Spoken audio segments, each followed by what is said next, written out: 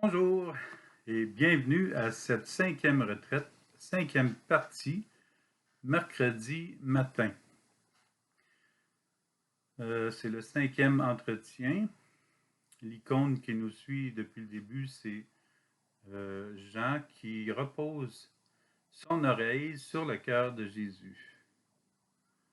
J'aurais aimé entendre le cœur de Jésus, mais en sachant que Jésus est avec nous, que nous recevons son amour, nous entendons le cœur de Jésus autant que pour Saint Jean. Alors, être à l'écoute du cœur de Jésus est la clé, la base du discernement. C'est comme ça que nous discernons ce qui est bien du mal, ce qui est le vrai du faux, grâce à Dieu et en étant à l'écoute du Seigneur. Alors, dernièrement, il y avait des passages qui sont assez difficiles quand on s'y arrête, puis on voit que, bon, on a comme placé des intentions sur le dos de Dieu. Et on a terminé avec Josué qui croyait que Dieu était dans la guerre. Il avait remercié Dieu d'avoir combattu un autre peuple.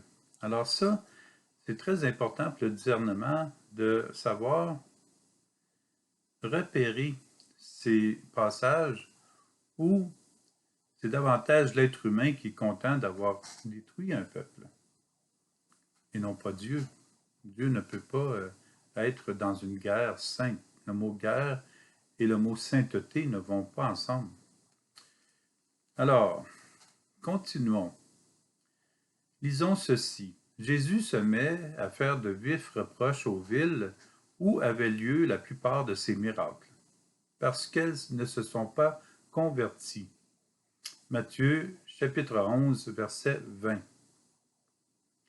Contrairement à l'anéantissement des gens par Josué remis sur le dos de Dieu, les miracles qui viennent de Jésus témoignent de son amour pour nous. Voilà toute la différence et où on peut faire un lien de discernement. Mais l'amour que Jésus donne demande qu'il y ait réception et reconnaissance de notre part, juste de le reconnaître, que l'amour de Dieu est avec nous. Et nous laisser transformer dans l'amour de Dieu permet de lui faire confiance de plus en plus. Redisons à Dieu Trinité que nous voulons accueillir librement l'amour infini qu'il nous offre. Nous voulons vivre de cet amour et le partager. Nous voulons que beaucoup de personnes l'accueillent afin que l'amour circule librement entre nous et Dieu, ensuite dans le monde. Ne pas accueillir l'amour de Dieu cause du mal à tous. Éternel est l'amour de Dieu. En vérité, la seule réalité de Dieu, c'est que son amour est éternel. Pas seulement aujourd'hui, non pas terminé hier, mais ou à recevoir dans le futur. Son amour est avec nous dans notre cœur en ce moment. Est-ce que nous le croyons? Est-ce que nous le voulons? Si oui, décidons-nous aujourd'hui de faire de Dieu l'amour de notre réalité dès maintenant et pour l'éternité. Dieu rend la vie sur terre meilleure. Dieu seul peut combler la soif de tous les humains. Recueillons le fruit de son amour. Ceci, c'est une phrase de Sainte Jeanne de Chantal. Ah, si le monde connaissait la douceur d'aimer de Dieu, il mourrait d'amour. Non pas mourir de guerre. De plus, mourir d'amour est une belle image poétique, mais ce n'est pas possible. Mourir et l'amour ne vont pas ensemble. Nous vivons un passage vers l'éternité, mais on ne peut pas mourir d'amour. Nous avons entendu cette expression. Je t'aime tellement, je pense mourir d'amour. Alors, l'amour de Dieu ne fait jamais mourir. Parfois, nous nous sommes tellement éloignés de l'amour que dès que nous en ressentons un peu, nous croyons que nous mourrons.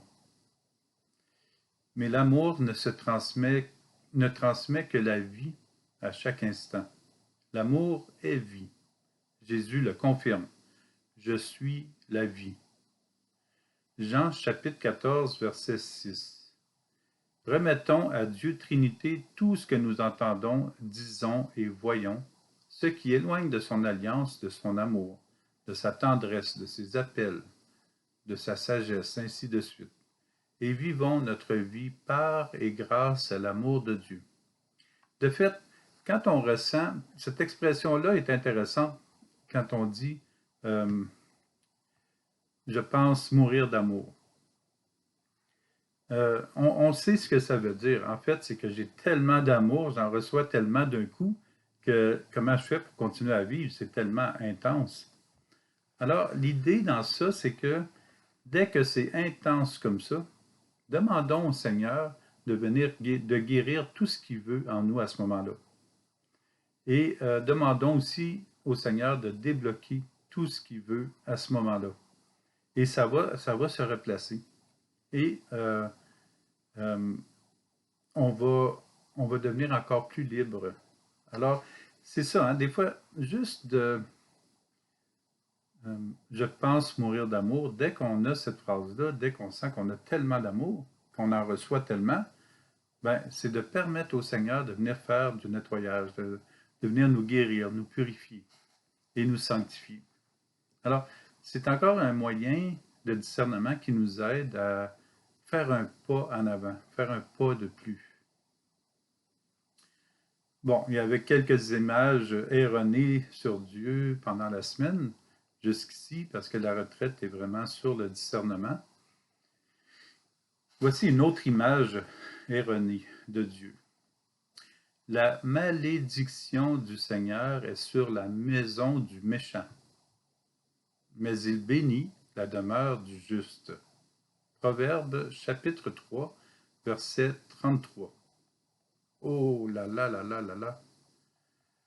La malédiction du Seigneur. Vous voyez là,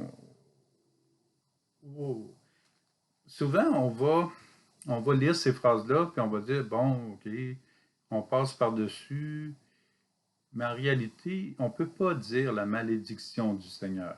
Alors, ça donne l'impression que Dieu peut causer la malédiction d'une personne, même si on considère que la personne est méchante. Mais c'est impossible. Nous savons maintenant que c'est la personne qui se cause la malédiction, malédiction, lorsqu'elle s'éloigne de Dieu, de son amour. La personne se place du côté du mal. Elle se cause le mal en gardant Dieu à l'écart. Par contre, lorsqu'une personne se laisse aimer de Dieu, elle devient juste, ajustée à l'amour. Et la justice de Dieu devient sa discipline et son équilibre de vie. La justice de Dieu, c'est recevoir ce dont nous avons besoin, la vie, l'amour, la joie, la paix, etc. Être juste, c'est offrir ce que nous recevons de Dieu. C'est pourtant simple, s'approcher de Dieu ou s'éloigner de Dieu. Devenir charitable ou devenir égoïste. Devenir un disciple de Jésus, rendre grâce à Jésus ou placer l'orgueil de la popularité sur nous, par exemple. Nous avons le loisir de choisir. Dieu nous offre le bien et nous sommes libres de choisir le mal. Ézéchiel entend une voix qui lui parle. Fils d'homme, tiens-toi debout, je vais te parler. À cette parole, l'Esprit vint en moi, nous dit Ézéchiel, et me fit tenir debout. J'écoutai celui qui me parlait. Ézéchiel chapitre 2, versets 1 à 2. J'ai écouté. Ézéchiel écoute. Pardon. J'ai écouté. Ézéchiel écoute. Jean, chapitre 2, verset 1 à 2. J'ai écouté. Ézéchiel écoute. J'ai écouté. Ézéchiel écoute. J'ai écouté. Ézéchiel écoute. Jean, chapitre 2, verset 1 à 2. J'ai écouté. Ézéchiel écoute. dans l'icône, écoute le cœur de Dieu. Il y a une très belle relation entre Dieu et son prophète. Par l'écoute d'Ézéchiel, ils ont une relation entre père et fils. C'est attendrissant. L'Esprit de Dieu fait tenir Ézéchiel debout. C'est vrai que lorsque nous entretenons une relation avec l'Esprit Saint, nous sommes soulevés, nous sommes transformés de l'intérieur et notre vie entre dans une évolution de bien, de joie, de paix. Dieu continue et dit à Ézéchiel,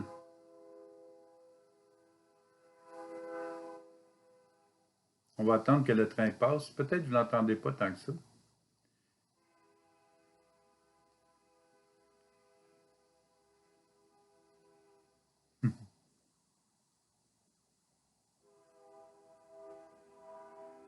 Debout.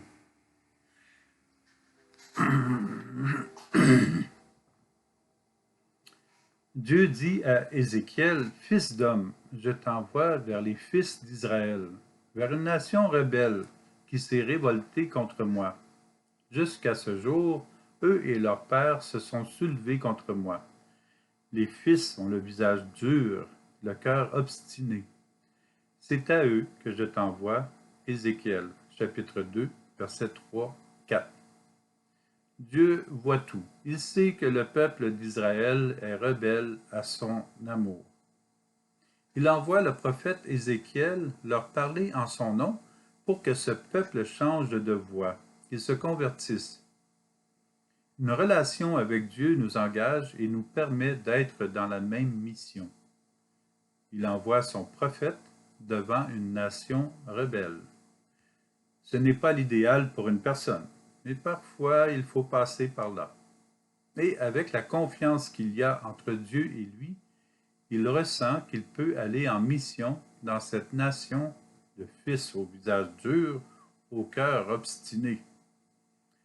Dieu veut de tout cœur rejoindre ces personnes. Cela ne garantit pas la réussite immédiate, mais cela veut dire que Dieu est autant avec son prophète qu'avec cette nation qui se détourne de lui. L'attention paternelle de Dieu entoure la nation. Dieu aime sans mesure. Il aime totalement. Il souhaite que les cœurs cessent de s'obstiner contre lui. Continuons notre cheminement, découvrons l'amour de Dieu et osons vivre une nouvelle conversion. Permettons à Dieu de nous aimer. S'il y a dans l'humanité entière une réalité dont nous ne pouvons pas passer à côté, c'est de ne plus larguer aucun mal sur le dos de Dieu. Ne plus larguer aucun mal sur le dos de Dieu. Il est plus que vital de vivre une conversion profonde à cet égard. Dieu n'a aucun lien avec le mal sous toutes ses formes, même le plus petit ou le plus anodin. Dieu n'a aucun lien avec le mal, jamais. Dieu est amour. Jean, l'apôtre de Jésus et évangéliste, vit lui aussi une relation avec Jésus qui est près de la perfection. Il a ses fautes, bien sûr, mais Jean semble avoir trouvé le bon chemin pour se rendre au cœur de Dieu. Il nous dévoile la vérité de Dieu. Jean est le seul qui résume le cœur de Dieu et le cœur de la Bible en 3 mots. Dieu est amour. Bon, il l'a à différents endroits, mais moi je l'ai pris dans la première lettre de Jean, chapitre 4, verset 16. Et Jean a écrit juste auparavant, dans le même verset, « Nous avons reconnu l'amour que Dieu a pour nous, et nous y avons cru. » Première lettre de Jean, chapitre 4, verset 16. Ouais. Jean parle au « nous » dans cette dernière affirmation, mais est-il conscient de ce que cela implique? Nous avons reconnu l'amour de Dieu et nous y avons cru. Pour l'avoir écrit, Jean doit avoir goûté l'amour de Dieu au plus profond de son être, comme sur l'icône ici. Jean est près de Dieu. C'est donc possible de croire en Dieu et de connaître son amour. Mais jusqu'à quel point en sommes-nous conscients? Jusqu'à quel point pouvons-nous dire que nous connaissons son amour? Quelques textes dans la Bible donnent l'impression que Dieu n'est pas amour. Combien de nos contemporains aiment se rebeller contre Dieu et dire qu'avec tout ce qui se passe dans notre monde, Dieu ne peut pas être amour. Et cela ne fait que continuer. Ajoutons cet extrait, encore le même verset. Qui demeure dans l'amour demeure en Dieu et Dieu demeure en lui. La puissance des mots de Saint Jean nous rappelle de demeurer dans l'amour pour connaître Dieu. Alors pourquoi nous nions la vérité de Dieu? Quelles sont les raisons pour lesquelles nous contrarions les paroles de Jean? De manière consciente ou inconsciente, nous supposons à l'occasion que Dieu n'est pas amour. Pourquoi l'attirance au mal nous conduit jusque-là, à cette pensée-là? Et ça se retrouve aussi dans les textes de la Bible que nous avons vus, jusqu'ici, dans cette 5e retraite. Il est nécessaire de remettre notre base de données à jour. Dieu est amour. Ça, Saint Jean, quelle merveille que Saint Jean ait découvert ça. Et Dieu ne peut être qu'amour. Peut-être que nous sous-estimons l'amour de Dieu, mais nous ne pourrons jamais surestimer l'amour de Dieu.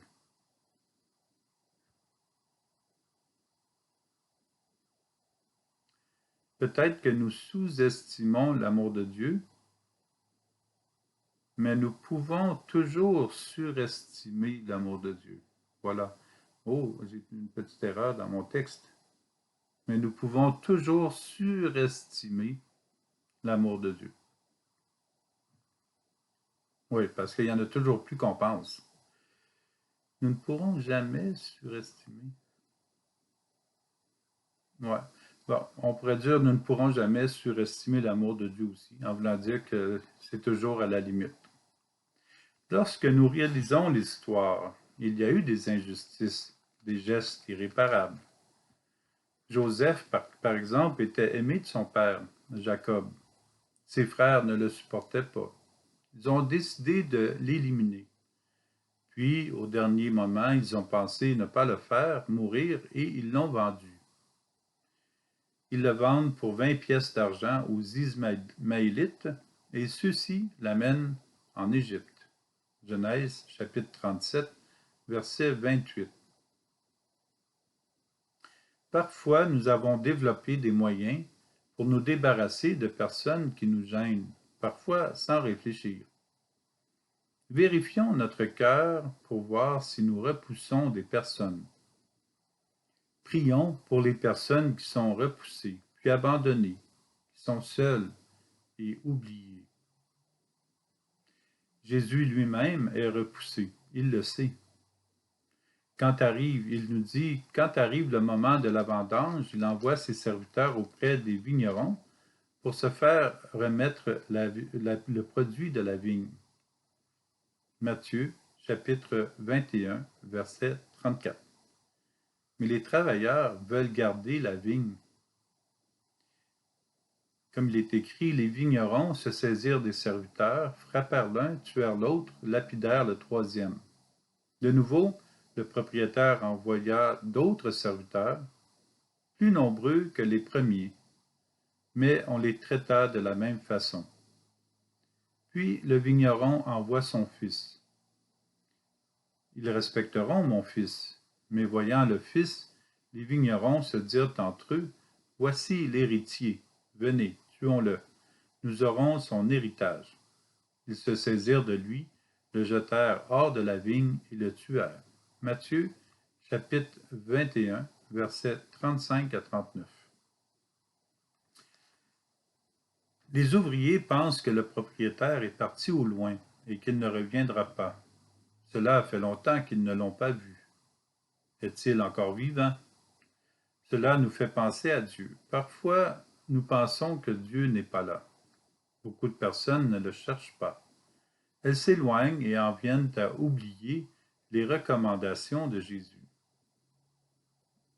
D'aimer le prochain et d'aimer Dieu, mais pour cela, nous avons aussi à nous laisser aimer de Dieu. Après tout le travail déployé dans la vigne, ils veulent garder les bénéfices. Jésus représente le Fils de l'histoire, nous l'avons bien compris. Il s'approche et il refuse sa présence, puis il le tue. Nous risquons aussi de tuer Jésus par notre pensée et croire qu'il n'est plus avec nous. Mais Jésus est vivant éternellement. Penser que Jésus n'est pas ou qu'il n'est plus là est le signe évident que nous en sommes éloignés. Nous nous laissons mourir. Lorsqu'on s'éloigne de Dieu, on se laisse mourir. Lorsque nous délaissons la charité envers les autres, nous nous coupons aussi de Dieu. Tous les dons, les charismes, les valeurs que nous portons en nous, nous ne pouvons pas les garder pour nous. Ils sont à partager, comme les produits de la vigne de Dieu. S'ils avaient partagé les produits de la vigne avec le Fils, ils auraient tous certainement gardé leur travail. Ils auraient reçu des bénéfices. Jésus est là pour nous aider à offrir son amour, sa paix, sa joie, sa bonté, etc.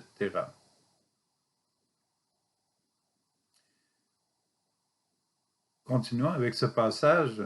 Ce passage qui souvent, quand j'entends les gens en parler, je suis comme « Ouh ».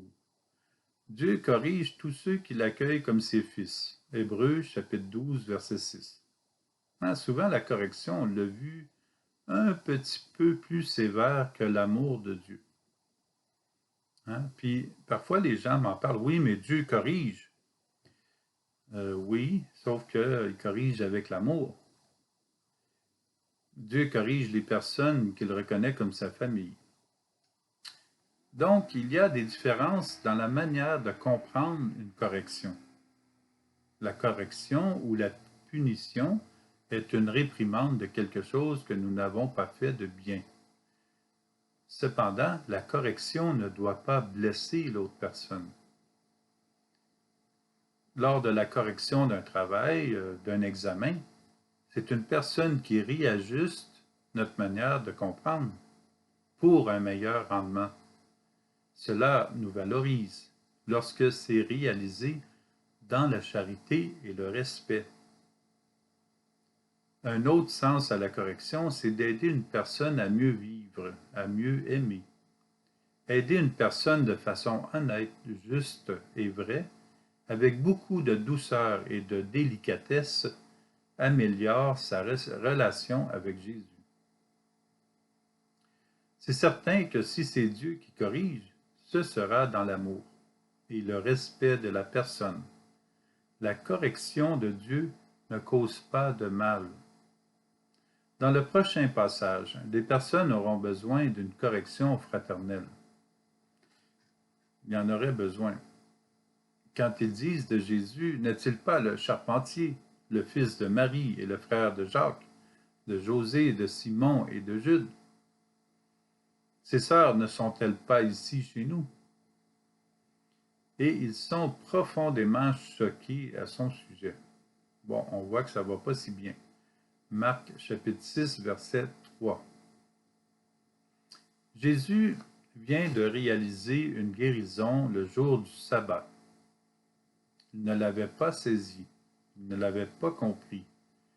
Ils auraient avantage à connaître Jésus. Jésus les invite à la foi, mais ils ne comprennent pas ce qu'il leur démontre. Ils n'apprivoisent pas leur relation à Jésus et lui tournent le dos. Jésus s'étonne de leur manque de foi, alors il parcourt les villages d'alentour en enseignant. Marc chapitre 6, verset 6. Jésus est très respectueux des personnes, ne peut pas nous atteindre si nous ne voulons pas l'accueillir. Pourtant, il pourrait nous forcer à recevoir son amour, mais il préfère nous attendre patiemment. Jésus leur dit, « Un prophète n'est méprisé que dans son pays, sa parenté et sa maison. » Et là, il ne peut accomplir aucun miracle. Il guérit seulement quelques malades en leur imposant les mains. Et il s'étonne de leur manque de foi. Alors, il parcourt les villages de l'entour en enseignant. Marc, chapitre 6, versets 4 à 6. Jésus part, il va dans les villages voisins. En réalité, c'est nous qui partons et laissons Jésus là. Nous n'emportons pas Jésus avec nous. C'est nous qui le repoussons parce que nous ne sommes pas intéressés souvent à son message. Jésus est toujours avec nous, mais nous ne sommes pas toujours avec lui. Jésus va jusqu'à s'étonner du manque de foi. Jésus nous sauve, nous guérit du mal, toujours avec son amour.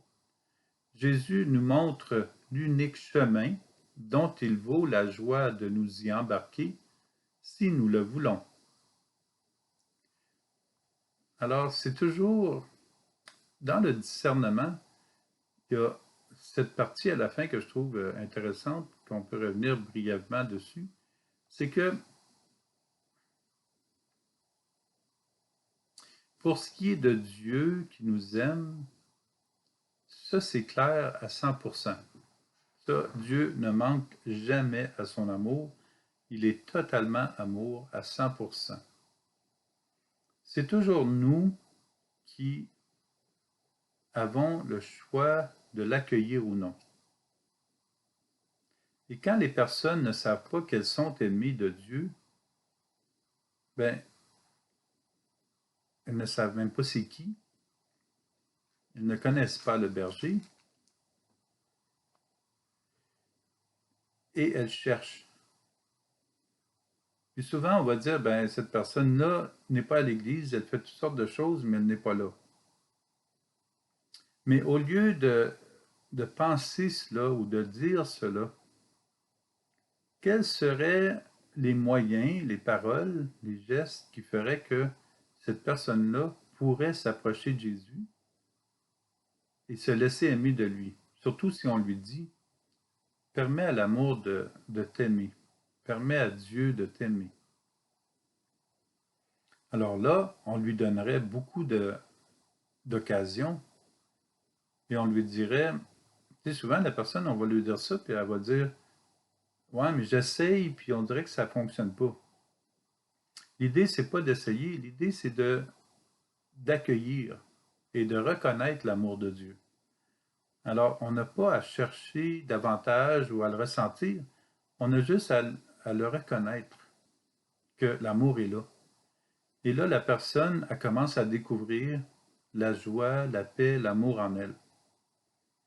Alors, je ne sais pas si c'est une manière, il y en a peut-être d'autres, mais pour moi, le but au niveau du discernement, puis le but au niveau de reconnaître l'amour de Dieu, c'est d'amener la personne le plus rapidement possible, sans passer par toutes sortes de bon, t'as fait ci, t'as pas fait cela, t'es comme ci, t'es pas comme cela, tu devrais faire plus de ci, moins de cela.